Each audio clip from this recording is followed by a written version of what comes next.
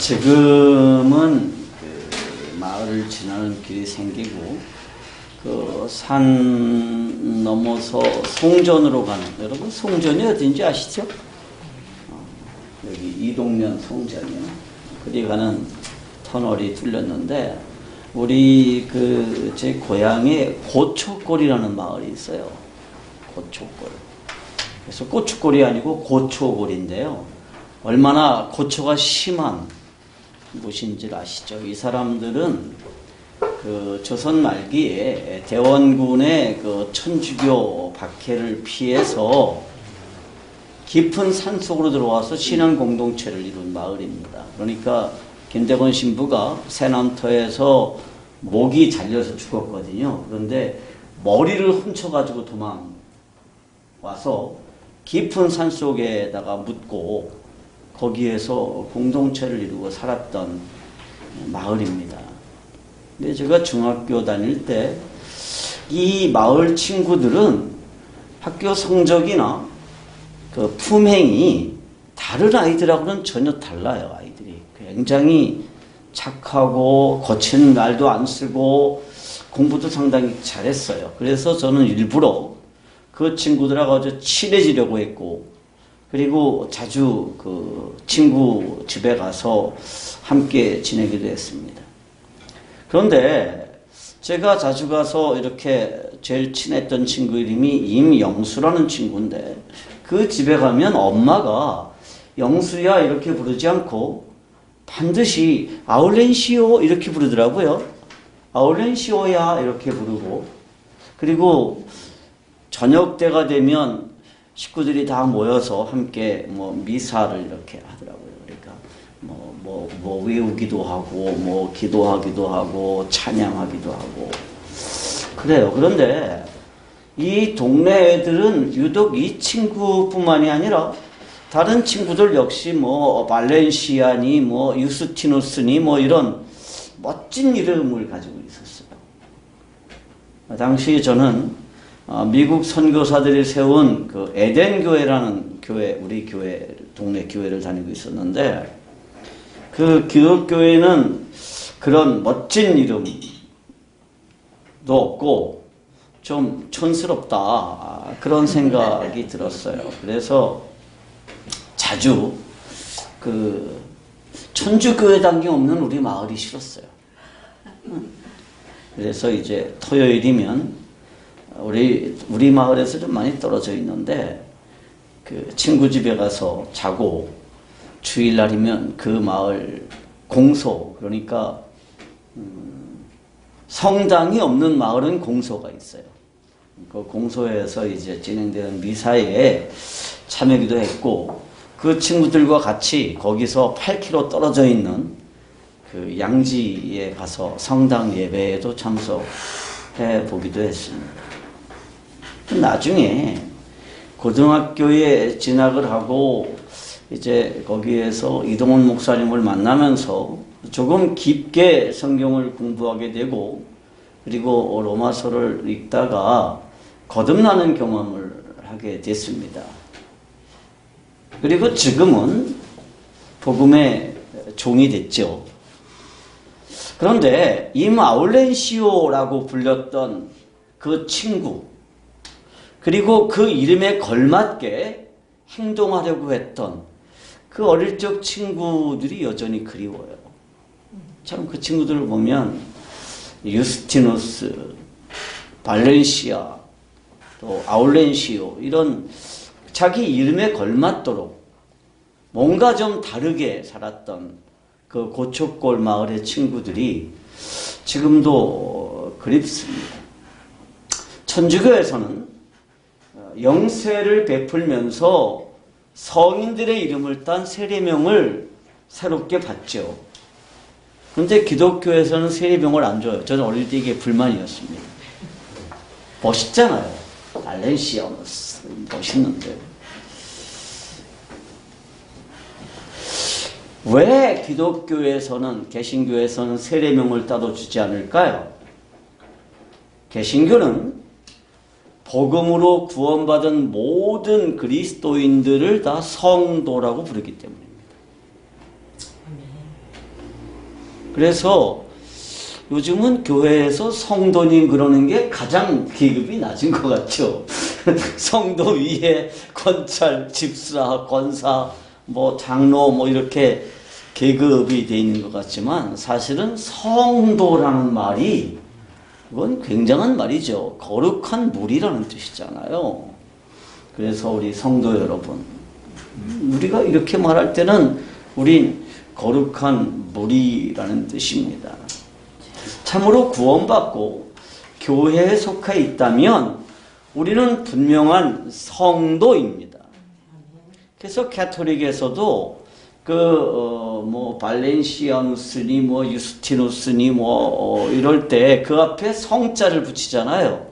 수원에 보면 빈센트 병원 있죠. 그 앞에 뭐 붙어요? 성 빈센트예요.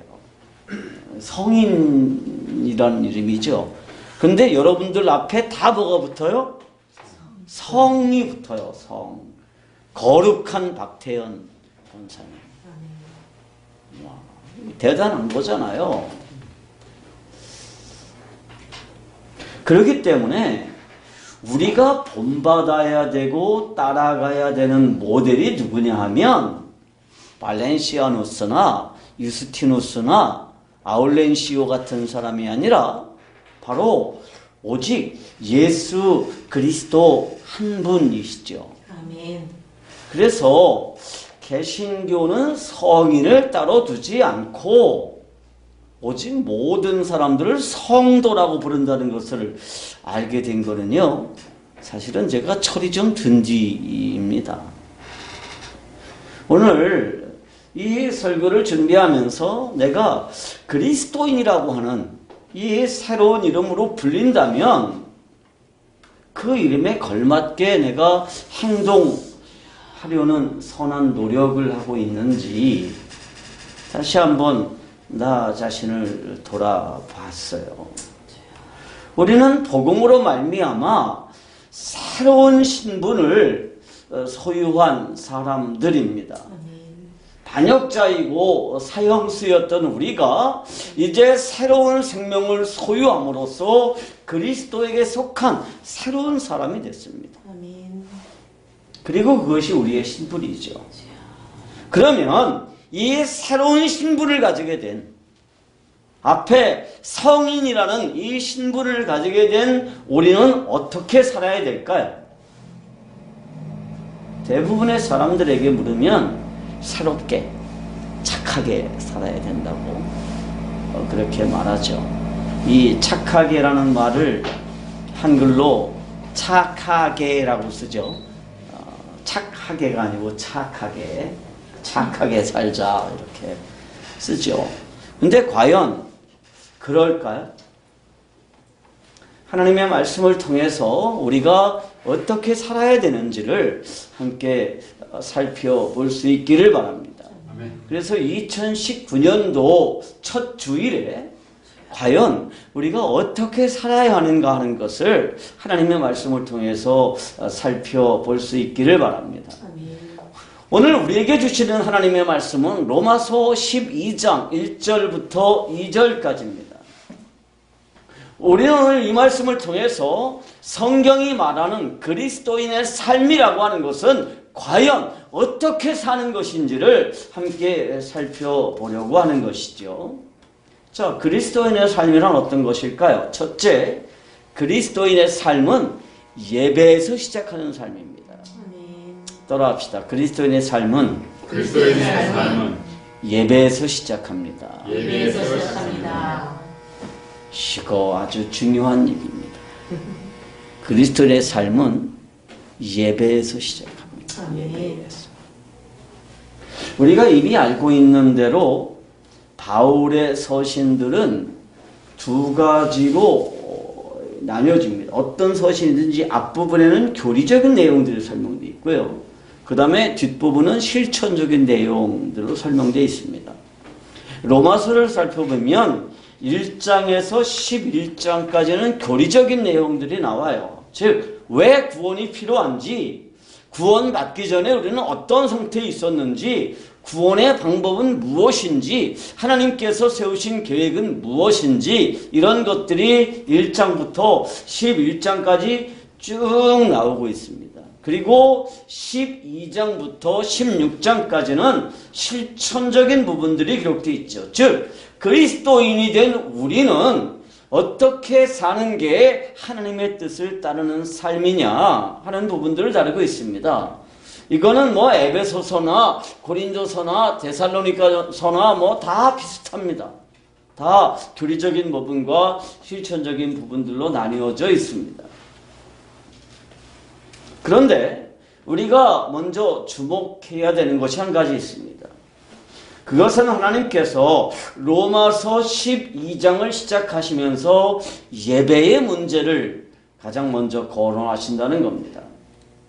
어쩌면 예배는 교리적인 부분에서 다루어져야 될 것 같아요. 그런데 성경이 그렇게 하지 않고 실천적인 부분에서 설명하는 가장 첫머리에 예배를 다룬다라고 하는 것은 상당한 의미가 있죠.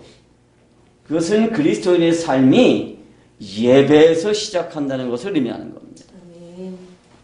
그러니까 예배하지 않는 삶은 뭐예요? 그리스도인의 삶이 아니다라는 겁니다. 은혜로 말미암아 구원받았다는 사실을 믿음으로 확인한 그리스도인이 제일 먼저 해야 되는 게 뭐냐? 그것은 예배라는 것입니다. 놀라운 하나님의 은혜를 찬양하고 그 앞에 경배드리는 겁니다. 그렇기 때문에 그리스도인의 삶은 예배에서 시작되는 것이고 예배가 그리스도인의 삶에서 가장 중요한 부분이라는 거예요. 이거는 먹고 사는 문제보다 더 중요한 문제입니다. 그러니까 예배라고 하는 것은 뭐 시간이 있을 때 하고 시간이 없을 때 안 하고 하는 문제가 아니라 그리스도인의 삶에서 가장 우선시되는 게 뭐냐? 그게 예배라는 거예요. 2019년도에 여기 모여있는 우리 성도 여러분이 예배를 가장 소중한 가치에 두시기를 축복합니다. 아멘. 축복합니다. 아멘. 본문이 그러므로라는 접속사로 시작되고 있죠. 그러므로 형제들아 내가 하나님의 모든 자비하심으로 너희를 권하노니라고 되어 있습니다. 그러니까 이 본문이 그러므로라고 하는 접속사로 시작되고 있다는 것은요 아주 중요한 의미를 가집니다. 왜냐하면 그러므로라고 하는 접속사는 앞에 설명한 것에 대한 최종적인 결론을 이끌어낼 때 쓰는 말이기 때문에 그렇습니다.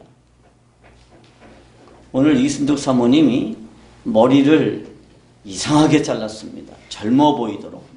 응? 그래서 그러므로 더 예뻐졌습니다. 이런 결론을 내릴 때 그런 걸 쓰는 거죠. 그러므로.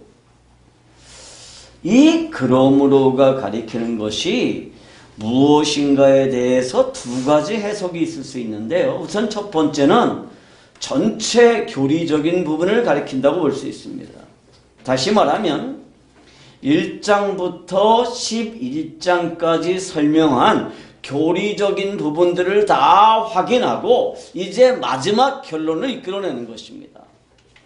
즉 우리는 하나님의 영광에 도달하지 못하는 죄인이었음에도 불구하고 하나님의 은혜로 하나님과 화목하는 존재가 되었고 그의 아들이 되었고 이 사실은 어떠한 경우에도 절대 변하거나 실패하지 않는다라는 사실을 딱 설명하고 나서 그러므로 그 은혜로 구원받은 너희가 이제 어떻게 살아야 되느냐 어떻게 해야 되느냐 다음과 같은 것들이다. 이렇게 얘기하면서 제일 먼저 강조하는 게 뭐예요? 예배의 문제죠. 따라서 올바른 예배를 드리는 것은 그리스도인 삶의 가장 기초적이면서도 동시에 가장 중요한 핵심인 거죠. 여러분, 인생에서 제일 중요한 문제, 특별히 그리스도인이 되고 난 뒤에 가장 우선적인 문제가 뭐냐? 예배. 아멘. 그래서 예배에는 내 삶의 모든 것을 다 투자해야 되는 거죠. 재능도 투자하고 돈도 투자하고 시간도 투자하고 체력도 투자하고 건강도 투자하고 모든 것들을 다 드려야 되는 게 뭐냐? 그게 예배이고요. 그 예배가 그리스도인의 삶에서 가장 기초적인 문제이면서 동시에 가장 중요한 문제라는 거예요. 또 다른 해석은 그러므로라는 단어가 어디를 지시하느냐 할 때 바로 앞장을 가리킨다라고 하는 해석이에요. 특별히 11장 마지막 절인 11장 36절입니다. 36절에 보면 이렇게 돼 있어요. 이는 만물이 주에게서 나오고 주로 말미암고 주에게로 돌아감이라 영광이 그에게 세세에 있으리로다. 아멘. 이렇게 돼 있어요.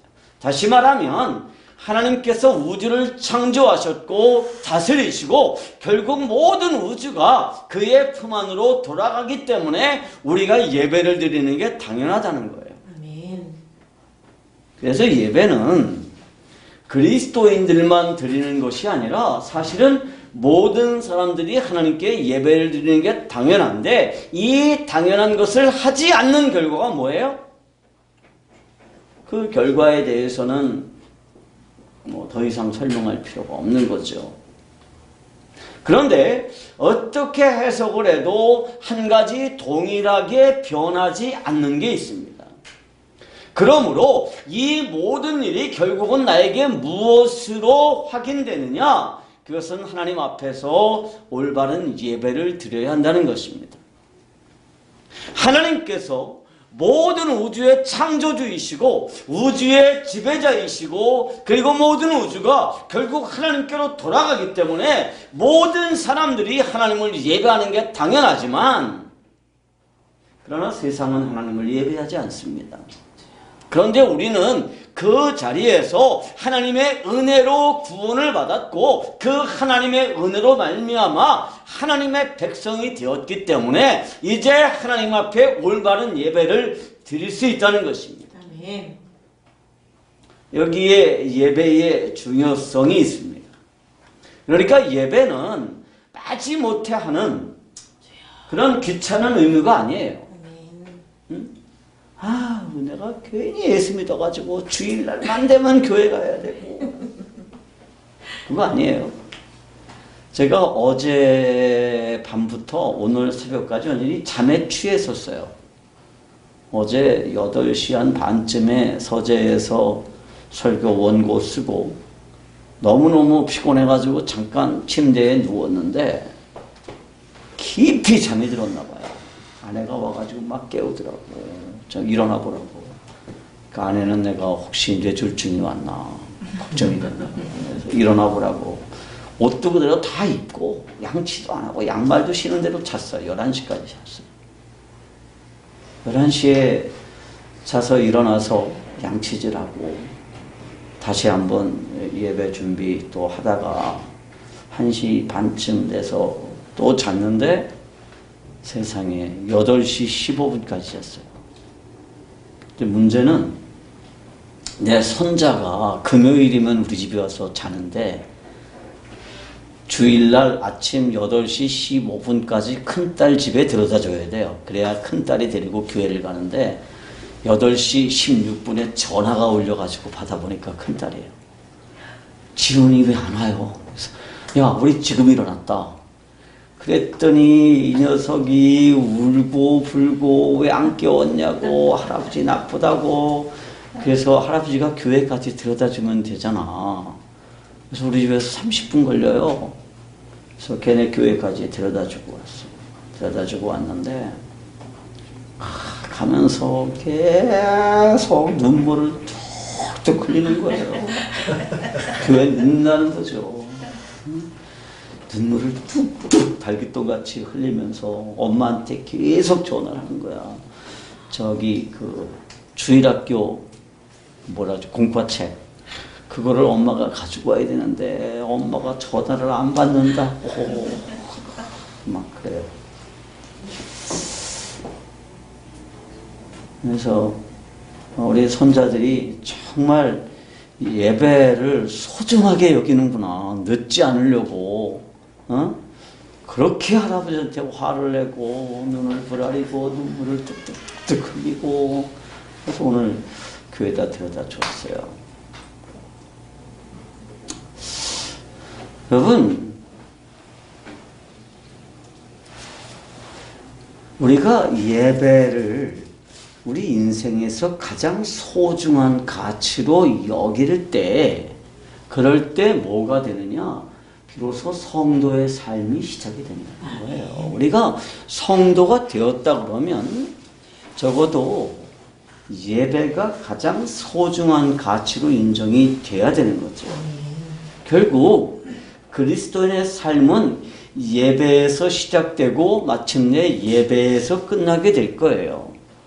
그래서 성경은 야곱의 인생을 설명하면서 침상머리에서 지팡이에 의지해서 하나님을 예배했다고 기록하고 있습니다. 몸의 모든 힘이 다 빠진 상태에서도 하나님을 예배하는 모습. 그런데 야곱은 젊었을 때 어떻게 살았죠? 하나님을 예배하기보다는 자신의 지혜를 의지해서 살았던 사람이에요. 그러니까 여러분, 끝이 아름다운 인생이 되려면 어떻게 해야 되느냐? 예배로 시작을 하고 예배로 하루를 마칠 뿐만이 아니라 예배로 인생을 마치는 그러한 삶이 되어야 합니다. 예배라고 하는 것은 하나님의 하나님 되심, 즉 우리의 주인 되심을 인정하는 구체적인 행위예요. 아멘. 하나님 우리의 주인이시다라고 인정하는 게 그게 예배예요. 그리고 우리가 이 세상에서 하던 것이 하늘나라에서까지 계속되는 게 유일하게 뭐예요? 그게 예배예요. 아멘. 우리가 이 땅에서 가지고 있던 모든 지능, 모든 기능, 천국 가면 필요 없을 거예요. 우리 이주영 집사님이 컴퓨터 프로그램 전문가이신데 천국 가면 컴퓨터 프로그램 필요 없습니다. 응? 우리 전 집사님이 무슨 IT 쪽에 전문가이신데 천국 가면 그런 거 필요 없어요. 그런 거 할 일 없어요. 천국 가서 제가 하나님 천국에 프로그램을 만들겠습니다. 그런 거 안 하셔도 돼요. 그런데 천국에 가서도 유일하게 계속 할 수 있는 게 뭐냐? 그게 예배예요. 아멘. 그러니까 예배가 마지못해 어쩌다 한 번 하는 게 아니라 귀찮아하면서 의무감에서 하는 것이 아니라 예배는 항상 해야 되는 거예요. 아멘. 지난 31일 날 우리 박태원 권사님이 간증하시면서 주일이 기다려지는 삶이 얼마나 행복한 삶인지 하는 말씀을 하셨는데 주일을 기다린다. 저는 목사니까 늘 주일을 기다려요. 그리고 주일날 여러분들과 이렇게 예배하는 것 자체가 너무너무 행복해요. 그래서 이 작은 교회가 저에게 이렇게 귀하게 맡겨졌다는 것에 대해서 늘 하나님께 감사합니다. 아멘. 그런데 우리가 주일을 기다린다는 거, 하나님을 우리 성도들이 모여서 예배한다는 것을 기쁨으로 느낀다는 게 이게 보통 일이 아니에요. 보통 행복이 아니에요. 아멘. 하나님이 주시는 은혜입니다. 그래서 그리스도인의 삶이라고 하는 것은 예배에서 시작되고 예배에서 끝나는 삶이라는 것입니다. 2019년도에 우리가 계속 이런 삶을 유지할 수 있었으면 좋겠어요. 예배를 소중하게 여기고 전혀 예배를 내 삶에서 가장 소중한 가치로 여기는 그러한 성도들이 되시기를 축복합니다. 아멘. 그리스도인으로 산다는 건 뭘까요? 두 번째로 영적인 예배를 드리는 것입니다. 따라합시다. 영적인 예배를 드리자. 영적인 예배를 드리자. 여러분, 영적인 예배가 뭘까요? 어떤 게 영적인 예배죠? 신령하게 드리는 예배? 영적인 예배인가요? 우리는 예배 그러면 뭘 먼저 생각하죠? 예배당. 아직 우리는 없지만 설교, 찬송, 기도, 성가대, 헌금 이런 정형화된 예배를 생각하게 됩니다만 성경이 그리스도인의 삶으로 강조하고 있는 예배는 이런 게 아니다 라는 거 우리가 다 눈치채죠. 그런데 성경은 우리가 하나님 앞에 드려야 되는 예배를 뭐라고 표현하느냐면 영적 예배라고 표현하고 있습니다. 로마서 12장 1절입니다. 그러므로 형제들아, 여기 형제들아 그랬다고 자매들이 화를 내면 안 돼요. 다 포함되어 있는 내용이니까. 내가 하나님의 자비하심으로 너희를 권하노니 너희 몸을 하나님이 기뻐하시는 거룩한 산 제사로 드리라. 이는 너희 드릴 영적 예배니라. 이렇게 되어 있습니다. 자, 여기서 성경은 우리가 드려야 될 예배가 영적 예배라고 하는 것을 말씀하고 있습니다. 그렇다면 영적인 예배라는 게 뭘까요? 헬라어 원문에서 보면 이 영적 예배라는 단어는 헬라어의 로기코스가 사용이 됐는데요. 이 말씀은 어디서 나왔냐면 로고스에서 나왔어요. 여러분 로고스는 많이 들어봤죠? 말씀 이럴 때 로고스예요. 근데 이 로고스는 한자로 표현하면 리예요. 리. 이치할 때 리. 원리할 때 그 리예요. 응? 그러니까 이 로고스라고 하는 것은 원리 혹은 합리적인 혹은 올바른이라는 뜻을 가집니다. 그러니까 영적인 예배라고 하는 것은 뭐냐? 합리적인 예배, 올바른 예배, 하나님이 원하시는 예배라고 번역할 수 있는 거죠. 그런데 우리가 드려야 되는 이 올바른 예배, 이 영적인 예배는 뭐냐 하면 우리의 몸을 거룩한 산 제사로 드리는 예배라는 게 성경이 가르칩니다. 우리 몸을. 그렇게 보면 영적인 예배, 하나님께서 우리에게 요구하시는 예배는 의식적으로 드려지는 예배 이상의 의미를 가진다라고 하는 커다란 개념이죠. 결국 그리스도인의 삶이 예배에서 시작되고 예배에서 맞춰진다라고 하는 것은 그리스도인의 삶 자체가 거룩한 제물로 하나님께 드려지는 예배라는 차원에서 이용해야 되는 거예요. 그러니까 주일날 교회에 와서 드리는 이 예배도 예배지만 하나님이 원하시는 예배가 뭐냐 하면 내가 사는 것 자체가 예배가 되는 거. 내가 생각하는 거나 말하는 거나 내가 누구를 상대하는 거나 돈을 버는 거나 돈을 쓰는 거나 그 모든 것들을 하나님이 받으실 만하게 사는 거. 그게 예배라는 거예요. 여기에서 지칭하고 있는 이 몸이라고 하는 게 단지 우리의 육체를 의미하는 게 아니에요.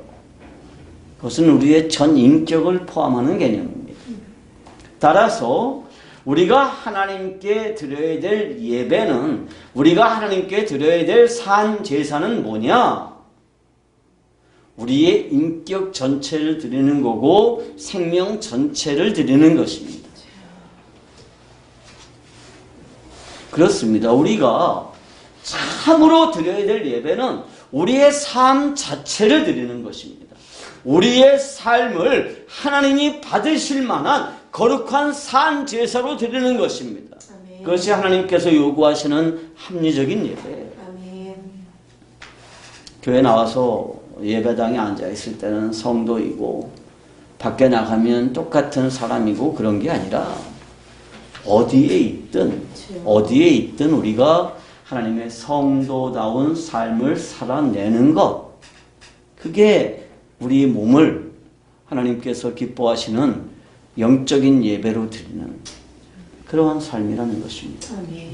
문제는 우리에게 이런 의식이 있는가 하는 것입니다. 내가 직장에 있을 때나 집에서 음식을 준비하고 설거지를 할 때나 내가 친구를 만날 때나 내가 무엇을 할 때나 내가 하나님의 성도라는 사실을 인식하고 있는지. 운전을 할 때도, 운전할 때 보면 목사님도 운전사가 된다면서요? 응?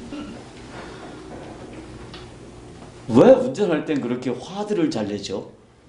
저는 그게 이해가 잘 안 되더라고요. 누구가 조금만 잘못하면 이제 바보 이렇게 말하고, 여자면 밥하고 나왔냐고 야단치고 저녁 해놓고 나왔냐고 그러고 그런다 그러던데, 여러분, 우리가 살아가는 것 자체가 하나님 앞에 드려지는 예배 행위라는 의식을 가지고 하루하루 살아가야 된다는 겁니다. 물론 예배당 안에서 주일에 드려지는 이 정례적인 예배 역시도 중요한 겁니다. 그런데 이것은 교회가 함께 모여서 예배하는 거예요. 그런데 교회가 뭐죠? 여러분들이 다 성전이잖아요. 하나님의 영을 모시고 있는 거룩한 성전들인데, 각자 일주일 동안 내가 하나님을 예배하는 삶을 살다가 이 성전들이 모여서 예배하는 것을 뭐라고 부르느냐? 이것을 공회라고 부르고 공교회라고 부르는 거예요. 그래서 예배 시간 전에 우리가 반드시 해야 되는 게 뭐예요? 신앙 고백이죠. 왜 신앙 고백을 합니까? 우리가 같은 신앙을 가지고 있다는 것을 확인함으로써 이게 교회라는 거예요. 그래서 교회는 같은 믿음을 가진 사람들이 모여서 하나님을 예배하는 것을 우리가 공예배라고 부르죠. 그래서 여기에서는 신앙 고백이 필요한 거예요. 각자 집에서 예배할 때는 신앙 고백할 필요 없어요. 그런데 공적인 예배로 모였을 때는 신앙 고백을 해야 되는 거죠. 그런데 그것보다 더 중요한 게 뭐냐? 우리의 삶을 하나님께 예배로 드리는 거예요. 아멘. 하나님께 예배로 드리는 거예요.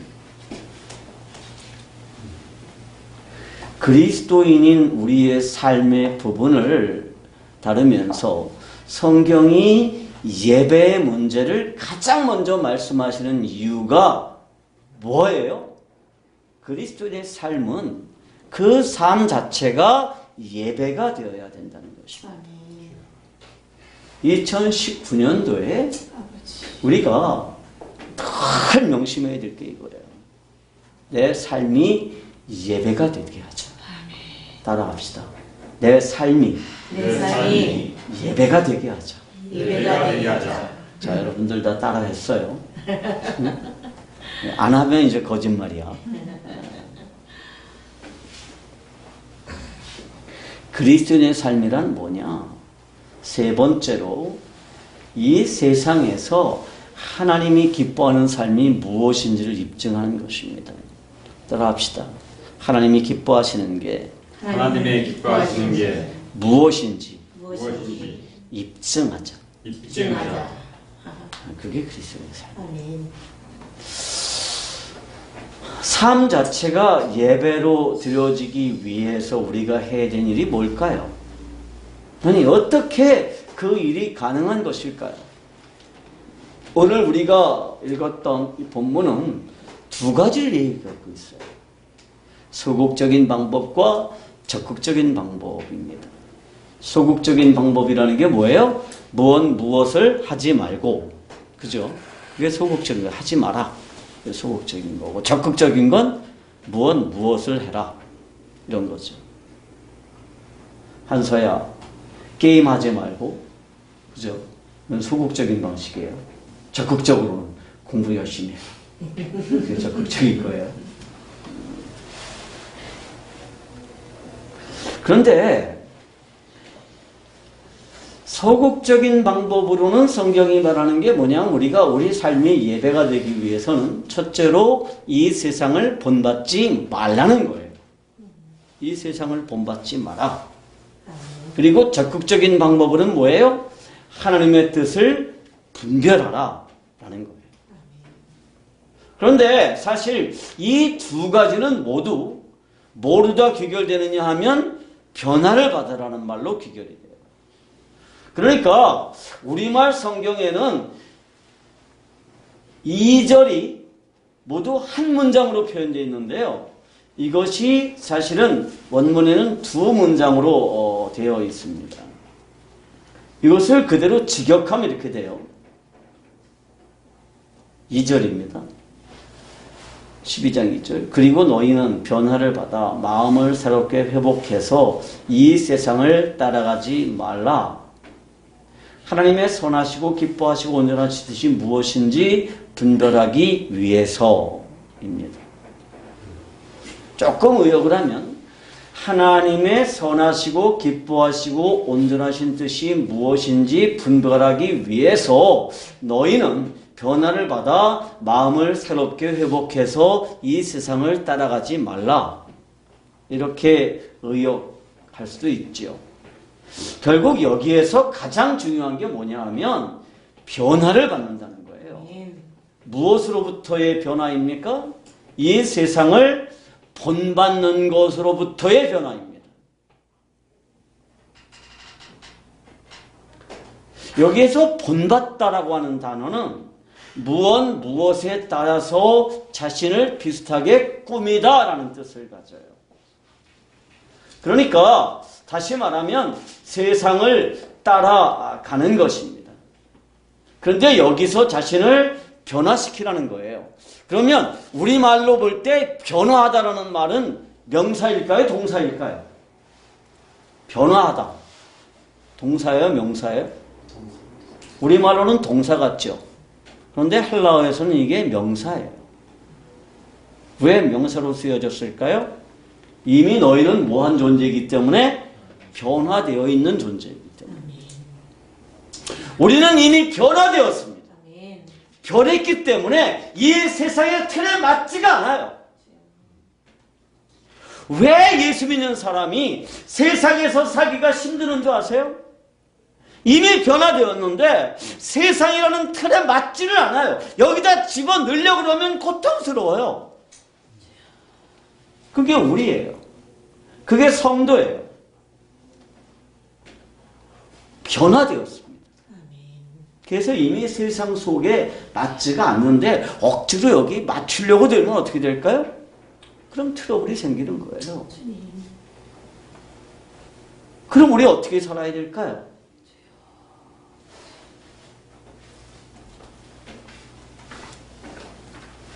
이 세상을 따라 살지 말라는 거예요. 어떤 번역에 이렇게 돼 있어요. 너무 이 세상의 문화에 너를 적응시키지 마라.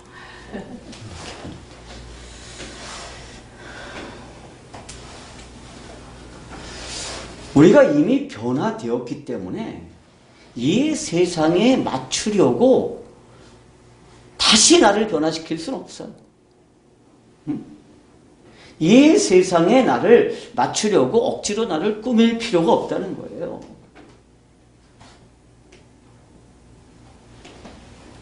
이 세상의 형태에 나를 맞추지 말라는 것입니다.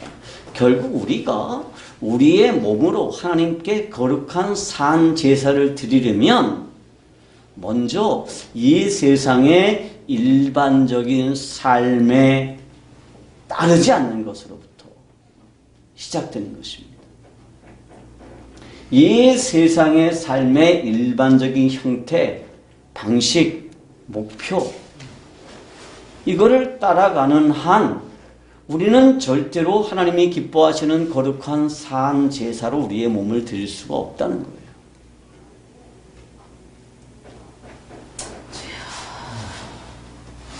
우리의 삶이 하나님께 드려지기 위해서는 뭐가 바뀌어야 되느냐? 내가 이미 변화되었다라고 하는 사실을 인정하는 것입니다. 그러면 삶의 목표가 바뀌어야 되는 거죠. 제가 늘 강조하지만 삶의 목표가 바뀌어야 되는 거예요. 이 세상에 살 때는 우리가 변화되기 전에는 내 삶의 목표가 뭐였어요? 이 세상에서 행복을 누리는 것이었습니다. 그게 부유함으로써 행복해지는 것이든 혹은 가난해짐으로써 행복해지는 것이든 모든 소유를 다 포기함으로써 행복해지는 것이든 행복을 내 삶의 목표로 삼는 그 삶의 가치 기준을 바꿔서 삶의 목표를 바꿔서 거룩해지는 것을 내 삶의 목표로 삼아야 되는 거예요. 우리는 그렇게 살도록 변화된 존재이기 때문에 그렇습니다. 아멘. 내가 좀 더 영적으로 성숙해지는 거.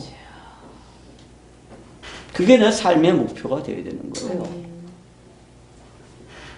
사람들 틈에서 내가 굉장히 고통스러운 이유도 뭐 때문이에요? 그것이 나를 영적으로 성숙시킬 것이기 때문이라고 믿는 것입니다. 그리고 그래서 사는 거예요. 우리 저 집사님 여기서 아이들 피아노 가르치느냐고 얼마나 힘들어요. 스트레스 받잖아요. 왜 그러냐? 그런 과정을 통해서 집사님이 좀 더 영적으로 성숙해지는 것, 그것이 삶의 목표가 되는 거예요. 우리 이수득 장로님 가족과 떨어져서 중국에서 그렇게 살게 되는 이유가 뭐냐? 단지 돈을 벌기 위해서 사는 게 아니라 그 일을 통해서 장로님이 좀 더 영적으로 성숙되고 가족들이 좀 더 영적으로 성숙되도록 하기 위해서라는 거예요. 그게 우리 삶의 목표가 바뀌는 거예요. 이미 우리는 변화된 존재이기 때문에 삶의 방법이 바뀌어야 돼요. 아멘. 목표가 바뀌면 방법이 바뀌겠죠. 내 삶의 목표가 이 세상의 것들만 추구하는 것이었다면 이제 하나님을 바라보고 하나님을 추구하는 삶으로 바뀌는 것입니다. 아멘.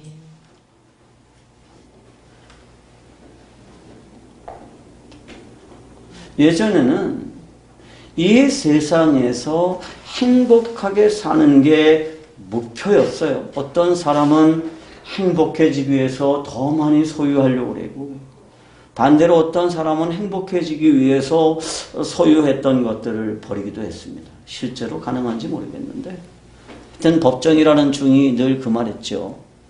무소유의 행복 얘기했잖아요. 그러나 그리스도인의 삶의 목표는 행복해지는 게 목표가 아니에요. 그리스도인의 삶의 목표는 내 안에 새롭게 창조된 이 생명이 성장하는 것입니다. 성장해서 내 안에 있는 그리스도가 밖으로 나타나지는 것입니다. 이것을 에베소서는 그리스도의 장성한 분량이 충만합니다. 이렇게 표현했습니다. 그리스도인의 장성한 분량이 충만한 데까지 이르러라. 이게 하나님께서 우리에게 말씀하시는 것입니다. 그래서 우리는 이제 행복하기 위해서 사는 것이 아니라 무엇을 위해서 살아요? 그리스도를 닮아가기 위해서 삽니다. 저도 아직 멀었죠. 그런데 여전히 최선을 다해서 그리스도를 닮아가기 위해서 애쓰고 노력하죠. 운전할 때는. 저는 운전할 때 앞에 사람이 알짱거려도 신경질 아닙니다. 누가 운전 이상하게도 신경질 내지 않습니다. 그렇지만 이상하게 여기기는 하죠. 참 운전 이상하게 하시네. 그러지 빵빵대고 뭐 욕하고 밥이나 해놓지 뭐 이렇게 말하지 않습니다. 우리는 그리스도를 닮아가기 위해서 삽니다. 그러려면 뭐가 되어야 돼요? 삶의 방식이 바뀌어야 돼요. 내가 변화되었다는 사실을 인식해야 됩니다. 이 세상의 일반적인 삶의 방식은 뭐예요? 약육 방식이고 적자 생존의 원리예요. 응? 지난 우리 권영미 집사님이 혼자서만 잘 나가면 안 돼요. 그랬어요. 제가 그래서 앞으로 존경하기로 했습니다.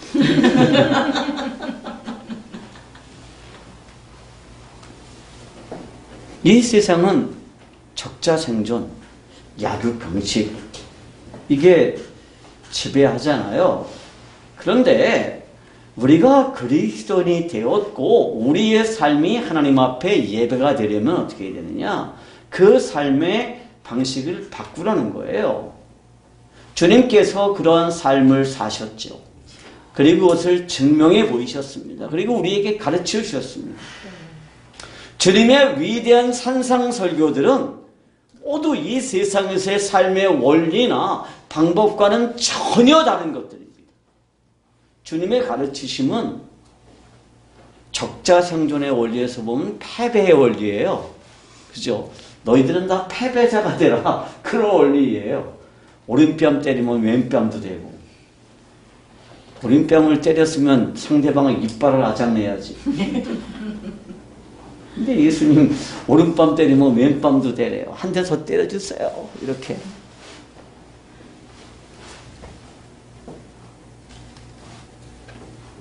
이 세상에서의 원리는 강한 자만이 살아남는다. 그리고 그 살아남은 자가 모든 것을 독차지한다라는 거예요. 그러나 주님의 가르치심은 진정으로 강한 자는 다른 사람을 위해서 희생하는 것이고, 그렇게 함으로써 많은 사람을 살리는 거예요. 그게 주님의 가르침입니다. 사랑하는 성도 여러분, 우리가 더 이상 이 세상의 삶의 원리를 따르기를 거부하고 주님의 원리를 따르는 거야말로 뭐냐? 그게 새로운 삶이에요. 새로운 삶이에요. 새로워진다는 게 뭐예요? 이 말의 진정한 의미는 회복된다는 것입니다. 아멘. 인간은 죄악으로 인해서 하나님께 자신을 드릴 수 없는 존재들이에요. 죄로 더럽혀진 인간은 하나님께서 받으시지를 않습니다. 그런데 우리가 변화를 통해서 하나님께서 받으실 만한 존재로 회복되었습니다. 하나님이 우리를 그렇게 바꾸셨어요. 아멘.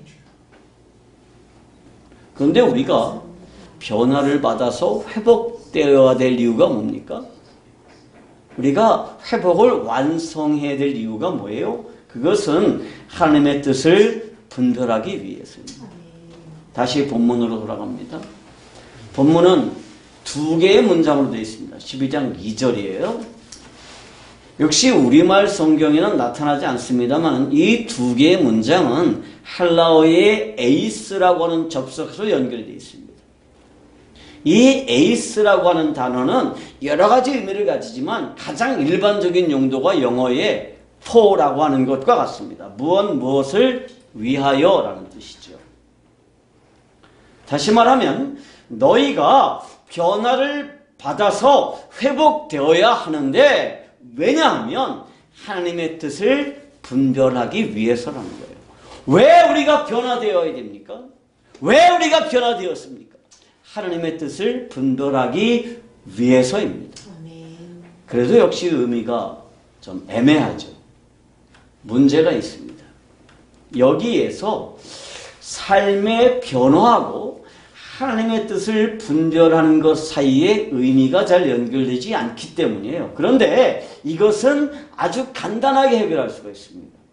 여기서 분별하다라는 단어가 헬라어의 도키마조라는 단어를 번역했어요. 도키마조. 그런데 이 도키마조는 무슨 뜻이냐 하면 입증하다, 테스트하다, 그런 뜻이에요.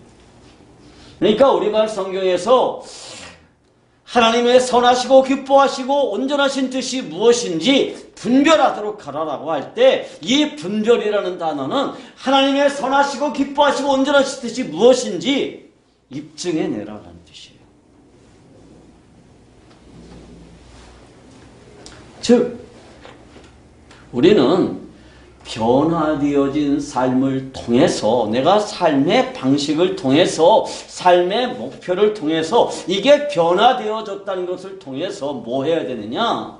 하나님의 선하시고 기뻐하시고 온전하신 뜻이 무엇인지를 증명해내야 된다는 것이고, 그렇게 사는 게 뭐냐? 그게 바로 우리가 하나님께 드려야 되는 마땅한 산제사이고 영적인 예배라는 것입니다. 아멘. 이제 마지막으로 정리하면 이렇게 돼요. 우리가 하나님께 드려야 될 올바른 예배, 합리적인 예배는 우리의 삶 자체를 하나님께서 받으실만 하게 하는 것입니다. 그것은 삶의 형태가 변화되고 회복되어야 하는 것입니다. 그리고 이것이야말로 하나님의 선하시고 기뻐하시고 온전하신 뜻이 무엇인지를 증명해내는 것입니다. 내가 생각하는 것, 말하는 것, 사람을 대하는 것, 이 모든 일들을 통해서 하나님의 선하시고 기뻐하시고 온전하신 뜻이 무엇인지를 분별해내는 것입니다.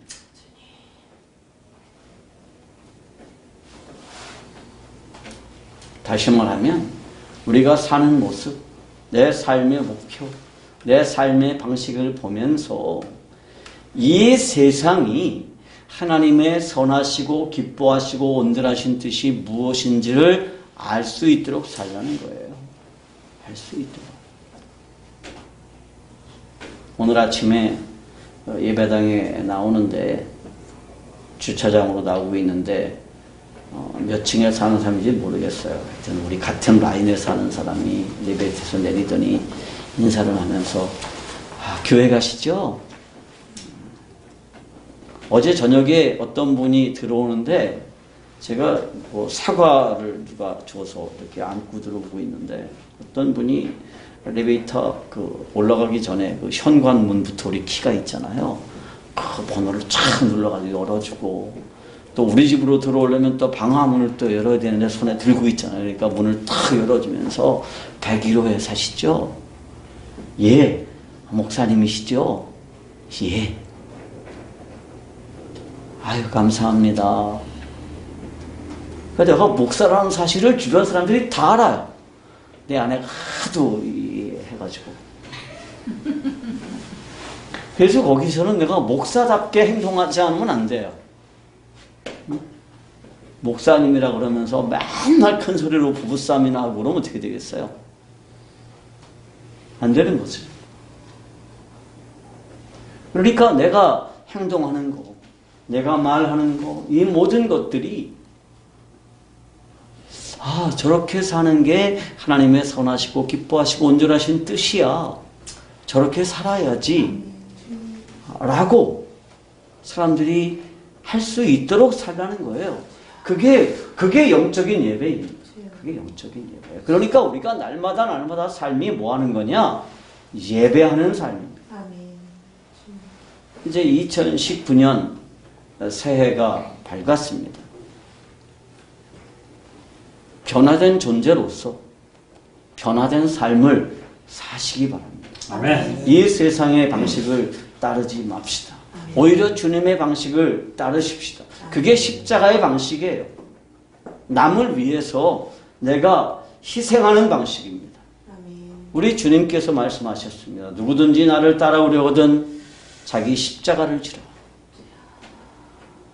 주께서 내게 맡겨주신 십자가 힘들다고 피하지 마세요. 십자가를 지고 주님을 따라가는 것입니다. 그리고 그런 모습을 통해서 이 세상이 하나님을 알 수 있도록 우리의 삶을 통해서 보여지는 것이 우리가 하나님 앞에 해야 될 이 새해에 새롭게 결심해야 될 그러한 과제입니다. 우리 성도 여러분들을 축복합니다. 기도합시다.